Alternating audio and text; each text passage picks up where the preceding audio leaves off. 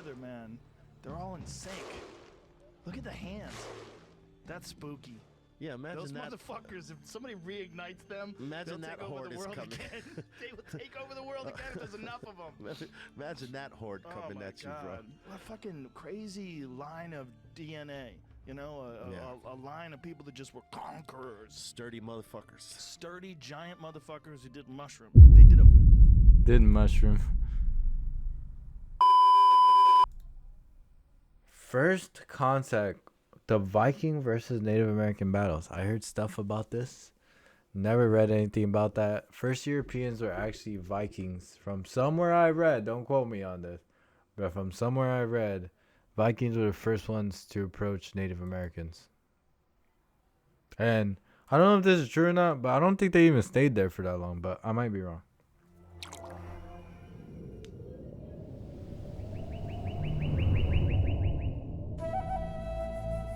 Under green cliffs runs a winding. What does AD mean? I know it sounds stupid, bro, but every time I'd be like AD. Anno Domini, Latin, in the year of the Lord.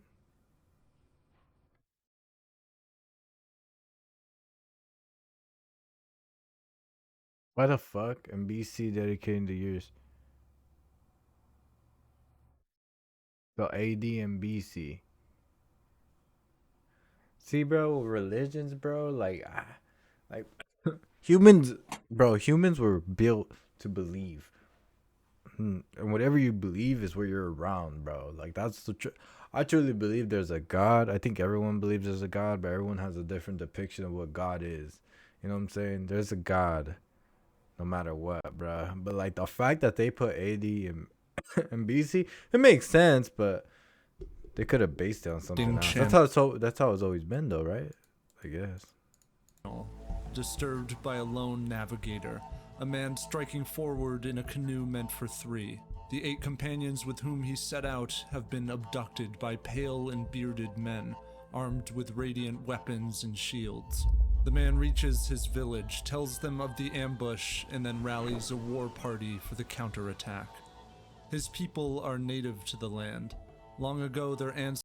You know, they asked me, I one time said this in Star Wars, when I was playing Star Wars, I said, what would I be without money, without greed? I mean, there's always greed in people, so there was never greed. There's always currency, but always different forms of it, right? But what I am saying is, I always imagine life how like the Vikings, the natives, the even the Romans, like Egyptians, you know what I'm saying? Like, but mainly the more fascinating for me is the Vikings and the barbarians and how they live. But I always just a lot any time period really, but I always, especially like I said, the Vikings and the Americans and everything, I always wondered life without like, you know, like laws. RS_waffle says, what in the golly god? I always thought about that. Like, what would I be without, like, how will I be how it was back then? You know what I'm saying? That's the best part. On God, like, shit crazy. It's muted. Oh, fuck, it's muted. Damn it. In the Eurasian landscape, braved prehistoric seas in the tundra landscape land. Of the ambush, and then rallies a war party for the counterattack. His people are native to the land. Long ago, their ancestors abandoned the Eurasian landscape, braved prehistoric seas in the tundra of mammoths, and settled deep into a world hitherto untouched by humans. As one age passed into the next, the bridge between the two hemispheres was broken, and each half of the planet diverged in mutual ignorance of the other. Millennia bore witness to the cyclical death and birth of great empires, peoples and languages, prophecy and faith. I'm not gonna lie. Those were crazy times, though. Hellish shit has happened. I mean, oh man, so much.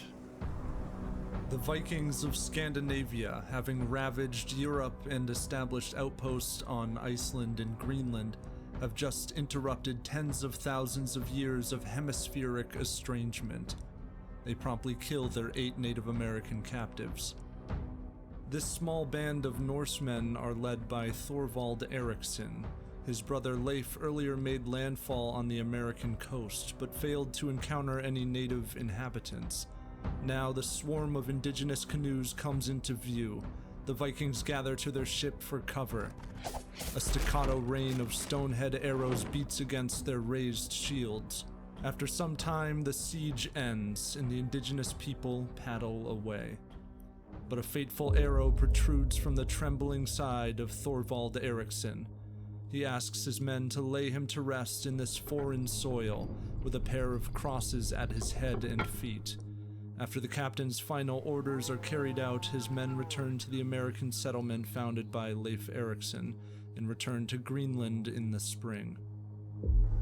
But soon there is another stir, a distant toll of iron and plumes of listless smoke. Dragon boats cruise along the water's edge. A man called Thorfinn Karlsefni has reached the Leif Erikson settlement, along with a party of nearly 70 settlers, Christian and pagan alike. It seems divine favor has blessed these seagoing people. Never really thought about it, but the more I learn about history, the more I kind of realize how religion, like, bro, I mean, now we grow to accept it, but like, the craziest fucking part is, like, people really fucking killed each other for believing in something. That's crazy, bro. But like, that's how it really was like that. It really was like that. Every religion has gone through some type of fucking kill zone, With bro. a beached whale from which to feed. They settle warmly in their sod houses for the long winter.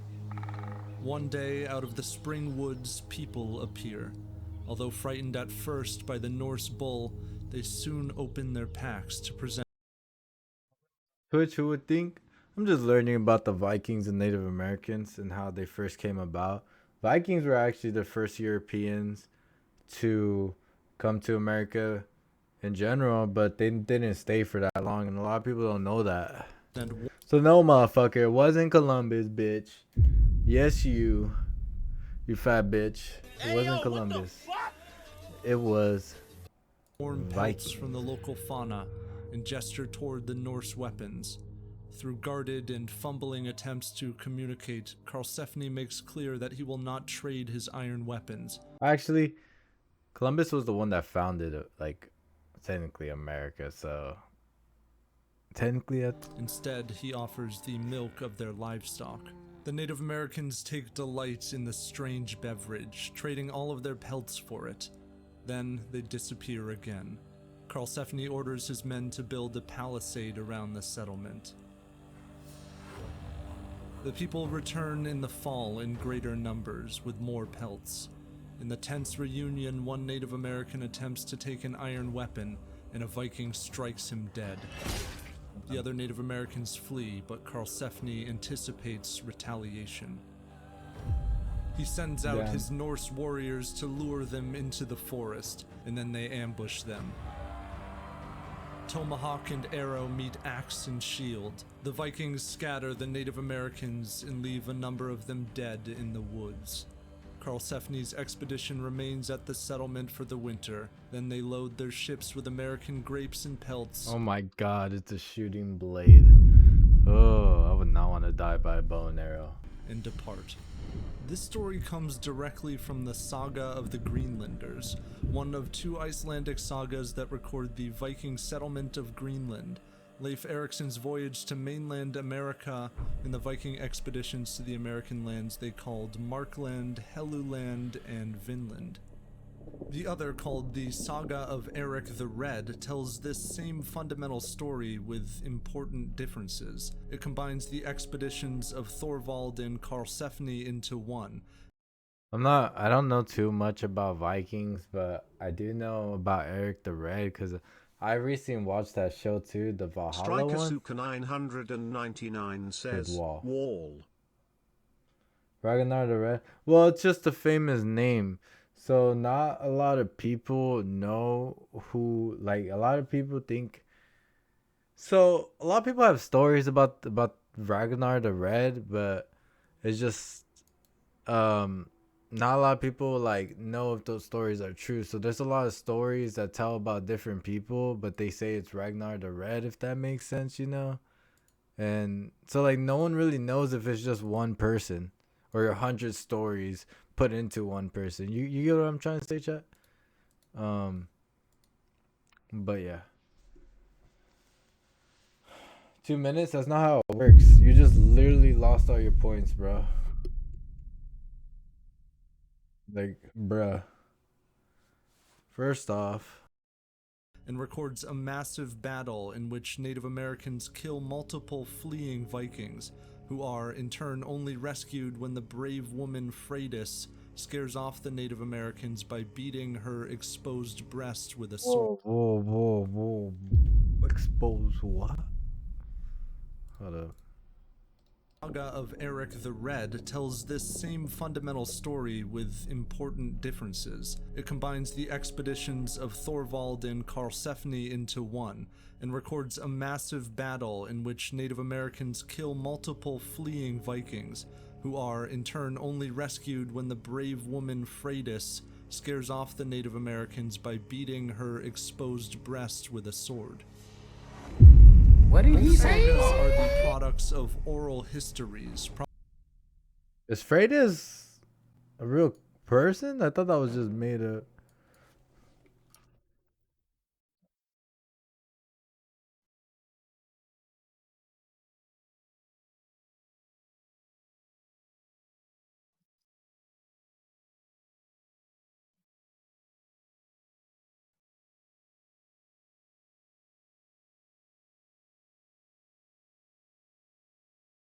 Oh yeah, it is real. Wow.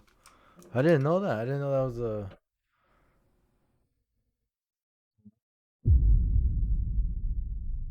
That's interesting. Well,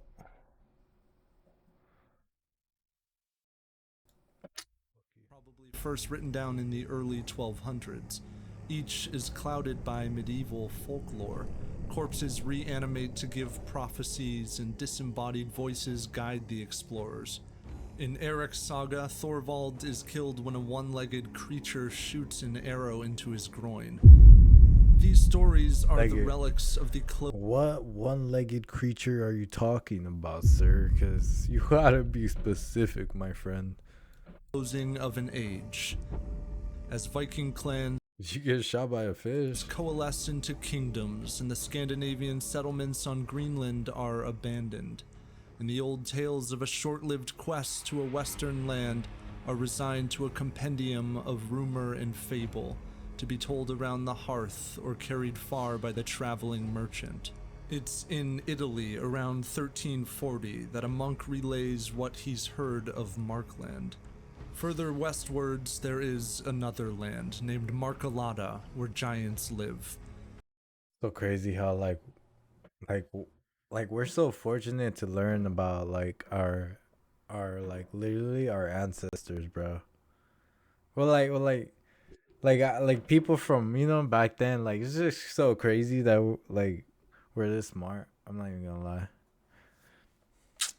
In this I always land, think there about are shit like that. buildings with such huge slabs of stone that nobody could build with them except huge giants. However, no sailor was ever able to know anything for sure about this land or about its features. In 1492, the Vatican records that no news has come from Greenland, that country at the end of the world, in 8 decades. Christopher Columbus reaches the Bahamas that same year. Scholars are left to doubt that the Vikings ever reached mainland North America, until in Damn it. Hold on. Elevator music.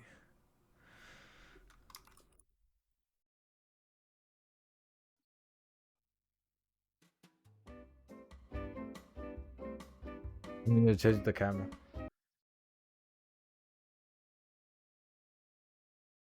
And we're back.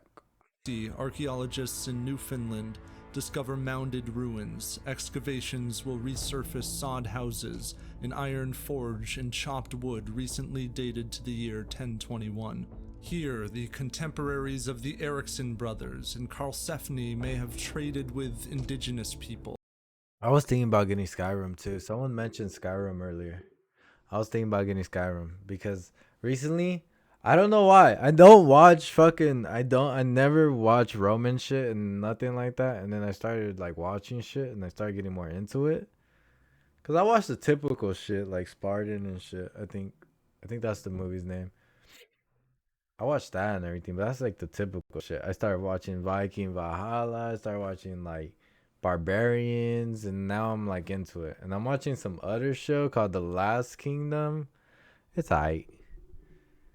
But yeah, I have a video on my YouTube channel that I did on the 35th century Shimboya nuclear disaster documentary. Oh, I know about that. See, I'm into history. I know about that. And launched expeditions possibly as far south as Maine or New York. But after a handful of years, the mighty Vikings abandoned their colony, mysteriously retired from their efforts to expand their domain westward in a bountiful country. Wait, why did they abandon their colony? With indigenous people, and launched expeditions possibly as far south as Maine or New York. But after a handful of years, the mighty Vikings abandoned their colony, mysteriously retired from their efforts to expand their domain westward in a bountiful country. A tentative mapping of their expeditions reveals that the Norse had likely met the ancestors of the Beothic or Dorset Native Americans, a people whose resistance may have been the death knell for these first European settlements in the Americas. Thus reads the saga of Eric the Red. Although the land was excellent, they could never live there in safety or freedom from fear because of the native inhabitants. So they made ready to leave the place and return home. But the thing is, they also weren't fucking bitches. Cause guess what? America came in and said, fuck that. And they just fucking, you know what happened after that? That shit crazy. I ain't even gonna lie, bro. Like, they left. America didn't leave. There's a difference. I have a link to the video if I may. Yeah. I mean, sure, but I don't know if I want to react to it, because I don't know. I don't want to hurt your feelings, but I don't want to react to a video that I don't like. You know what I'm saying? If America had been spared the wrath of the Vikings, Europe hadn't been so fortunate. When I watched Vikings, merchants, and explorers from Magellan TV, I was blown away by both the brutality inflicted on Europe as well as the lasting impact the Viking Honestly, I already know a lot about that topic, bro. I don't really need it. Had on the world today. You can go watch the documentary right now. It has this really cool balance of present-day sites of fabled Viking raids alongside really quality battle. Wow, that was a pretty good. That explains a lot why they left and why the Vikings were technically the first European settlers. But they didn't really settle because they left. But like America didn't. But anyways, yeah, that's crazy. I like that video.